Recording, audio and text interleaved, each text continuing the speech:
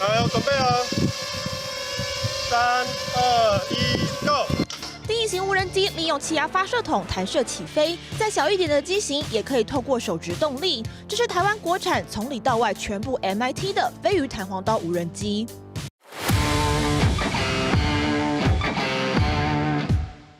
那飞鱼的设计理念呢，是因为为了因应所谓的平战转移，以及我们就是说政府强调的军民共用的概念，因应目前乌俄战争的需求所设计的。那它是一个很简单可以收纳、携带，翅膀可以很简单的收纳。平时当一般空拍机作战时可以巡航支援战场管理，搭载炸药、炮弹等火药武器后，还能作为自杀式攻击无人机。民兵只要透过 AI 系统定目标、模拟飞行路径，就可以快速上手。你的后备军人可能有100多万、200万，但是这些人如果临时要动用的时候，我们必须要给他一个最简单的方式，然后是有效的方式。那以飞鱼这种造型或这样的设备来讲，它就可以承载到一般的民间的货车也可以载，然后你渔船也可以载。采用好几种复合材料制造，让单兵一个背包就能背负多架飞鱼弹簧刀无人机进行游击作战。更大卖点是国际国造全机 MIT， 在军工用途上避免资安疑虑，还可以寄转出国，生产成本也大幅降低，掌握不对称作战的效益。我们在上面我们的软体等等是我们自己可以加值的。如果真的要应用在国防一些应用，这个机密性、保密性也是重要的。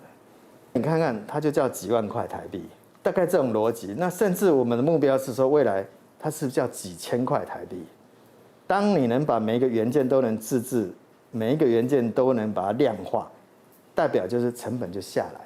美制的弹簧刀，那当然，因为它其实还算这个在这种无人机里面才算是那个蛮先进的产品，它的售价大概差不多$3000左右。其实它已经标榜它是非常便宜的，比起这个标枪飞弹来说，因为它同样也可以针对人员或是针对这种装甲目标。那$3000换算下来，大概可能台币就是可能大概差不多9万接近10万左右。